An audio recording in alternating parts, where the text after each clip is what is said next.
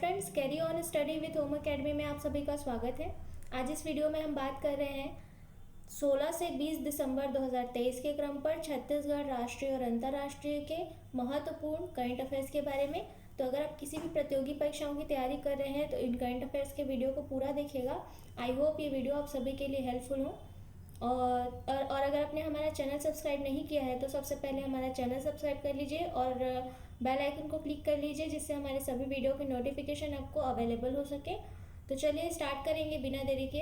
आपका पूछा गया प्रश्न है, हाल ही में किन्हें पद्म पानी लाइफ टाइम अचीवमेंट अवार्ड से सम्मानित किया जाएगा। तो ये है जावेद अख्तर। ठीक है, ये प्रसिद्ध गीतकार और लेखक हैं जावेद अख्तर। इन्हें पद्म पानी लाइफ टाइम अचीवमेंट अवार्ड से सम्मानित किया जाएगा। याद रखिएगा, MGM विश्वविद्यालय परिसर में Marathwada art culture and film foundation द्वारा आयोजित अजंता एलोरा फिल्म महोत्सव या फिल्म फेस्टिवल में जो है इन्हें सम्मानित किया जाएगा।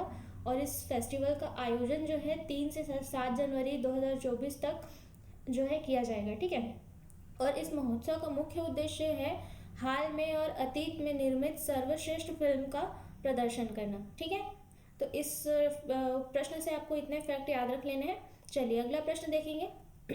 हाल ही में प्रधानमंत्री मोदी छत्तीसगढ़ में विकसित भारत संकल्प यात्रा की शुरुआत कब करेंगे। तो याद रखेंगे 16 दिसंबर 2023 को जो है विकसित भारत संकल्प यात्रा की शुरुआत की गई है प्रधानमंत्री मोदी जी द्वारा। ठीक है, विस्तार पर बात करेंगे। छत्तीसगढ़ के 4 शहरी क्षेत्र रायपुर, बिलासपुर, कोरबा और दुर्ग तथा 70 ग्रामीण क्षेत्र सीधे वीडियो कॉन्फ्रेंसिंग के जरिए जो है PM मोदी से कनेक्ट होंगे और केंद्र सरकार की योजनाओं का लाभ देने के लिए कार्यक्रम स्थल पर जो है कैंप लगाए जाएंगे। ठीक है, कार्यक्रम में प्रधानमंत्री मोदी का संदेश और मुख्यमंत्री विष्णुदेव साय की जो हितग्राहियों से चर्चा है ये सुनी जा सकेगी। ठीक है, चलिए अगला प्रश्न आपका, हाल ही में मुख्यमंत्री साय ने कुष्ठ रोगियों के हित में किस अभियान के चलाए जाने की घोषणा की है। तो याद रखेंगे कुष्ठ के विरुद्ध अभियान। ठीक है, कुष्ठ के विरुद्ध अभियान ये जो है मुख्यमंत्री द्वारा कुष्ठ रोगियों के हित में जो है इस अभियान को चलाए जाने की घोषणा की गई है। विस्तार में बात करेंगे। मुख्यमंत्री विष्णुदेव साय ने घोषणा की है कि राज्य में निःशुल्क आपातकालीन 108 एम्बुलेंस सेवा अब आधे घंटे के अंदर जरूरतमंद तक पहुंचनी चाहिए। दुनिया में सबसे ज़्यादा 60% कुष्ठ रोगी भारत में है और भारत में मौजूद कुष्ठ रोगियों में से 20 से 22% हिस्सेदारी छत्तीसगढ़ की है। याद रखेंगे, राज्य में कुष्ठ रोग का प्रिवलेंस दर जो है ये 10,000 की जनसंख्या में 1.99% है, जो देश में सर्वाधिक है। ठीक है, अगला प्रश्न है आपका, हाल ही में जांजगीर चांपा जिले के प्रथम लखपति कृषक पुरस्कार से किन्हें सम्मानित किया गया है। तो ये है कुंवर सिंह मधुकर जांजगीर चांपा के। ठीक है, इन्हें जिले का प्रथम लखपति कृषक पुरस्कार प्रदान किया गया है। विस्तार पर बात करेंगे। कुंवर सिंह मधुकर जांजगीर चांपा के पामगढ़ विकासखंड के ग्राम बारगांव के निवासी हैं। वे सन 2019-20 से उद्यानिकी विभाग के सहयोग से बारगांव में 16 एकड़ के जो जगह है स्थान में साग सब्जियों की उन्नत खेती का कार्य कर रहे हैं। इनसे पहले भारतीय कृषि अनुसंधान परिषद नई दिल्ली द्वारा दंतेवाड़ा जिले के शैलेश कुमार अटामी को लखपति किसान पुरस्कार से जो है पुरस्कृत किया गया है। ठीक है, चलिए इन दोनों का नाम आप याद रख लीजिएगा। लखपति कृषक पुरस्कार से जो है कुंवर सिंह मधुकर को और लखपति किसान पुरस्कार से शैलेश कुमार अटामी को जो है पुरस्कृत किया गया है। ठीक है, अगला प्रश्न है आपका, अंतर्राष्ट्रीय स्तर का टर्फ फुटबॉल ग्राउंड 4.5 करोड़ रुपए की लागत से राज्य में कहाँ तैयार किया गया है। तो ये जो है नारायणपुर में तैयार किया गया है। ठीक है, ये प्रदेश का दूसरा है टर्फ मैदान है। विस्तार में बात करेंगे। रामकृष्ण मिशन प्रबंधन ने नारायणपुर में प्रदेश का दूसरा टर्फ फुटबॉल ग्राउंड तैयार किया है तथा यहाँ अंतर्राष्ट्रीय स्तर के कोच भी मौजूद हैं। राज्य का पहला टर्फ फुटबॉल ग्राउंड जगदलपुर के इंदिरा प्रियदर्शनी स्टेडियम में बनाया गया है, लेकिन यहाँ कई तकनीकी खामियां पाई गई हैं। टर्फ फुटबॉल ग्राउंड जो है आमतौर पर टर्फ ग्राउंड जो है ये किसे कहते हैं, आमतौर पर ये जो है कृत्रिम घास का मैदान होता है जो रबर, प्लास्टिक और सिलिकॉन से मिलकर बना होता है। ठीक है, चलिए अगला प्रश्न है आपका, हाल ही में यूनेस्को की वैश्विक धरोहर की सूची में राज्य के किस स्थान को शामिल करने की तैयारी चल रही है। तो ये जो है कांगेर घाटी नेशनल पार्क जो है ये यूनेस्को की वैश्विक धरोहर सूची में शामिल करने की तैयारी की जा रही है इसे। ठीक है, विस्तार पर बात करेंगे। जनवरी 2024 में यूनेस्को की टीम बस्तर के कांगेर घाटी नेशनल पार्क के अवलोकन के लिए आ सकते हैं, जिसके लिए यहाँ जो है सब कुछ जो है अपडेट किया जा रहा है। ठीक है, कांगेर वैली नेशनल पार्क जो है यहाँ कोटमसर, कैलाश, दंडक, मादरकोंटा, देवगिरी, शीत गुफा जैसी जगह जो है सैलानियों के लिए प्रसिद्ध है। और जानकारों के अनुसार ये गुफाएं 300 से 330 साल तक पुरानी हो सकती हैं। ठीक है, 200 वर्ग किलोमीटर के क्षेत्र में फैले कांगेर घाटी में जो है ध्रुवा संस्कृति पाई जाती है, याद रखेंगे। ठीक है, चलिए अगला प्रश्न है आपका, हाल ही में विजय दिवस कब मनाया गया है? तो याद रखेंगे 16 दिसंबर को हर साल जो है विजय दिवस मनाया जाता है। आइए बात करेंगे विस्तार पर इसके। 1971 के युद्ध के दौरान पाकिस्तान पर भारतीय सेना की जीत की याद में हर साल 16 दिसंबर को विजय दिवस मनाया जाता है। इस साल 1971 के युद्ध और भारत बांग्लादेश दोस्ती की 52वीं वर्षगांठ मनाई जा रही है।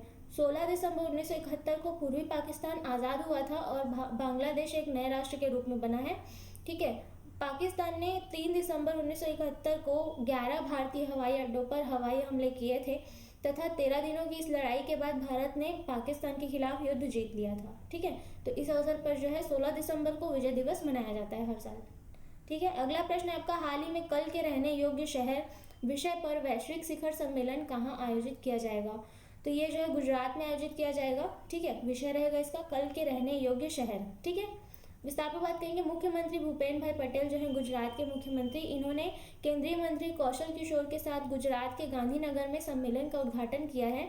यह शिखर सम्मेलन वाइब्रेंट गुजरात ग्लोबल समिट 2024 के हिस्से के रूप में आयोजित किया गया था। 3 सत्रीय शिखर सम्मेलन में रहने योग्य शहरों को डिजाइन करने से लेके स्थायी वित्त पोषण, उपकरण, डिजिटलीकरण, रहने की क्षमता को मापने और निवेश योग्य शहरों जैसे मुख्य अवधारणाओं को लागू करने तक के मुद्दों को जो है इसमें शामिल किया गया था। ठीक है, अगला प्रश्न आपका, हाल ही में पहली बार खेलो इंडिया पैरा गेम्स KIPG कहाँ संपन्न हुआ है?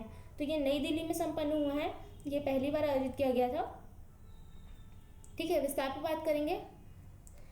KIPG 2023 का शुभारंभ 10 दिसंबर को होकर 17 दिसंबर को समापन हुआ है, जिसमें देश भर से लगभग 1450 पैरा एथलीटों ने भाग लिया है। ठीक है, इस पे भाग लिया। हरियाणा ने खेलो इंडिया पैरा गेम्स में 40 स्वर्ण, 39 रजत और 26 कांस्य सहित कुल 105 पदक जीतकर पहला स्थान हासिल किया। ठीक है, याद रखेंगे खेलो इंडिया में जो है हरियाणा ने पहला स्थान हासिल किया 105 पदक के साथ, और उत्तर प्रदेश दूसरे स्थान पर है और तमिलनाडु तीसरे स्थान पर है। खेलों में जो है 32 राज्यों और केंद्र शासित प्रदेशों के एथलीटों ने भाग लिया था, याद रखेंगे। अगला प्रश्न है आपका, हाल ही में ASRAA ने किन्हें वर्ष 2023 के विजनरी लीडर आइकन अवार्ड से सम्मानित किया है? तो ये हैं डॉक्टर श्रीनिवास नाइक धारावत। ये इन्हें जो है ASRAA ने विजनरी लीडर आइकन अवार्ड से सम्मानित किया है। विस्तार पर बात करेंगे। 24 नवंबर को नई दिल्ली में आयोजित 5वें राष्ट्रीय शिखर सम्मेलन में डॉक्टर श्रीनिवास नाइक धारावत को रियल एस्टेट उद्योग में उनके उत्कृष्ट योगदान और सामाजिक जिम्मेदारी और ASRAA advocates association for social responsibility and awareness के प्रति उनकी प्रतिबद्धता के लिए जो है यह पुरस्कार प्रदान किया है। Doctor Srinivas Naik Dharavat Real Vision Homes Private Limited के अध्यक्ष हैं। इन्हें तेलंगाना रेरा के अध्यक्ष N सत्यनारायण द्वारा पुरस्कृत किया गया है। अगला प्रश्न आपका, हाल ही में भारतीय वायुसेना ने किस एक्सरसाइज में समर वायु रक्षा प्रणाली का जो है सफलतापूर्वक परीक्षण किया है? तो ये जो है अभ्यास अस्त्र शक्ति के द्वारा जो है इसे समर वायु रक्षा मिसाइल प्रणाली का सफलतापूर्वक परीक्षण किया गया है। ठीक है, विस्तार पर बात करेंगे। अभ्यास अस्त्र शक्ति 2023 सूर्यलंका वायुसेना स्टेशन पर आयोजित किया गया था। भारतीय वायुसेना ने surface to air missile for assured retaliation यानी कि समर, ये समर का फुल फॉर्म है कि surface to air missile for assured retaliation, ठीक है, वायु रक्षा मिसाइल प्रणाली विकसित की है। ठीक है, भारतीय वायुसेना ने। और वायु रक्षा प्रणाली समर ने सतह से हवा में मार करने वाली हथियार प्रणालियों का परीक्षण करने और उनके परिचालन क्षेत्र परीक्षणों को अंजाम देने के लिए पहली बार अभ्यास में भाग लिया है। इसे 7BRD द्वारा जो है विकसित किया गया है। ठीक है, अगला प्रश्न है आपका, हाल ही में रक्षा राज्य मंत्री अजय भट्ट ने 13 दिसंबर को किस मिशन को हरी झंडी दिखाई है? तो ये जो है मिशन अंटार्कटिका को हरी झंडी दिखाई है रक्षा राज्य मंत्री अजय भट्ट ने 13 दिसंबर को। ठीक है, विस्तार पर बात करेंगे। मिशन अंटार्कटिका को हिमालय पर्वतारोहण संस्थान दार्जिलिंग की एक टीम द्वारा संचालित किया गया था। टीम ने 16,500 फीट की ऊंचाई पर 7,500 वर्ग फीट का 75 किलोग्राम वजन वाला जो है राष्ट्रीय ध्वज फहराया था। ठीक है, इसे एशिया बुक ऑफ रिकॉर्ड्स और इंडिया बुक ऑफ रिकॉर्ड्स में एक पहाड़ पर फहराए गए सबसे बड़े भारतीय राष्ट्रीय ध्वज के रूप में दर्ज किया गया है। इस टीम ने माउंट विंसन पीक पर भी तिरंगा लहराया है, जो दक्षिणी ध्रुव की सबसे ऊंची चोटी है। ठीक है, अगला प्रश्न है आपका, हाल ही में डीजीसीए ने किस हवाई अड्डे के लिए हवाई अड्डा लाइसेंस प्रदान किया है? तो आपको पता होगा अभी अयोध्या में जो है स्थापना होने वाली है श्री राम जी की, तो इसके अयोध्या हवाई अड्डे को जो है हवाई अड्डा लाइसेंस जो है प्रदान किया गया है डीजीसीए द्वारा। ठीक है, विस्तार पर बात करेंगे। अयोध्या हवाई अड्डे में 30 दिसंबर को 30 दिसंबर को उड़ान शुरू होगी। इसे भारतीय विमानपत्तन प्राधिकरण द्वारा 350 करोड़ रुपए की लागत से विकसित किया गया है। इस हवाई अड्डे को मर्यादा पुरुषोत्तम श्री राम अंतर्राष्ट्रीय हवाई अड्डा कहा जाता है। इस हवाई अड्डे का रनवे बोइंग 737 और एयरबस जो है A320 श्रृंखला सहित संकीर्ण आकार के विमानों के लिए उपयुक्त है। ठीक है, अगला प्रश्न आपका, हाल ही में अंतर्राष्ट्रीय टेनिस हॉल ऑफ फेम में शामिल होने वाले पहले एशियाई पुरुष बने हैं। तो ये है विजय अमृतराज और लिएंडर पेस। ठीक है, ये है। विस्तार पर बात करेंगे। 14 दिसंबर को भारतीय टेनिस के दिग्गज विजय अमृतराज और लिएंडर पेस को अंतर्राष्ट्रीय टेनिस हॉल ऑफ फेम में शामिल किया गया है। इस उपलब्धि से भारत इस प्रतिष्ठित संस्थान में प्रतिनिधित्व करने वाला 28वां देश होगा। ठीक है, युगल और मिश्रित युगल में 18 बार के grand slam champion Leander Paes ने खिलाड़ी वर्ग में अपना जो है स्थान बनाया है और विजय अमृतराज को योगदानकर्ता श्रेणी में सम्मानित किया गया है। ठीक है, अगला प्रश्न है आपका, हर साल अल्पसंख्यक अधिकार दिवस कब मनाया जाता है? तो याद रखेंगे 18 दिसंबर को जो है अल्पसंख्यक अधिकार दिवस मनाया जाता है हर साल, माइनॉरिटी राइट्स डे। ठीक है, 18 दिसंबर को मनाया जाता है। विस्तार पर बात करेंगे। संयुक्त राष्ट्र ने 18 दिसंबर 1992 को धार्मिक या भाषाई या जातीय अल्पसंख्यकों से संबंधित व्यक्तिगत अधिकारों पर वक्तव्य को अपनाया और प्रसारित किया था। भारत में अल्पसंख्यकों के लिए स्वतंत्रता और समान अवसरों के बारे में जागरूकता बढ़ाने के लिए अल्पसंख्यक अधिकार दिवस मनाया जाता है। राष्ट्रीय अल्पसंख्यक आयोग अधिनियम के तहत 1992 में राष्ट्रीय अल्पसंख्यक आयोग का गठन किया गया था। ठीक है, अगला प्रश्न है आपका, प्रतिवर्ष गोवा मुक्ति दिवस कब मनाया जाता है? तो याद रखेंगे 19 दिसंबर को जो है प्रतिवर्ष गोवा मुक्ति दिवस मनाया जाता है, गोवा लिबरेशन डे।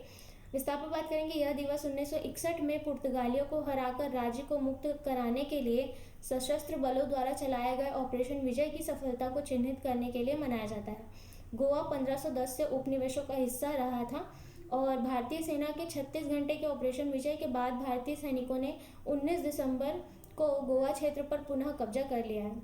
अंततः 30 मई 1987 को गोवा को 25वां राज्य का दर्जा दिया गया था। ठीक है, अगला प्रश्न है आपका, हाल ही में किस देश ने 33 देशों के नागरिकों के लिए वीज़ा आवश्यकताओं को समाप्त कर दिया है? तो यह है ईरान देश द्वारा किया गया है। ठीक है, विस्तार पर बात करेंगे। ईरान सरकार ने भारत और खाड़ी देशों सहित 33 देशों के नागरिकों के लिए वीज़ा आवश्यकताओं को हटाने की घोषणा की है। इस निर्णय का मुख्य उद्देश्य पर्यटन आगमन को बढ़ावा देना और दुनिया के विभिन्न देशों से अधिक आगंतुकों को आकर्षित करना है। इस फैसले के बाद कुल 45 देशों के लोग बिना वीज़ा के ईरान जा सकेंगे।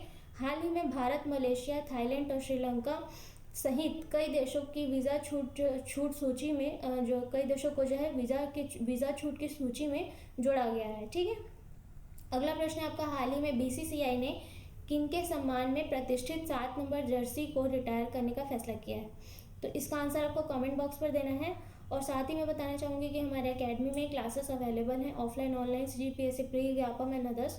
तो अगर आप किसी भी चीज़ की जानकारी चाहते हैं, क्लासेस के बारे में जानकारी चाहते हैं, तो दिए गए कॉन्टैक्ट नंबर पर कॉन्टैक्ट कर सकते हैं या विजिट कर सकते हैं हमारे एकेडमी में, अमर कॉम्प्लेक्स, गांधी चौक, जुना बिलासपुर में।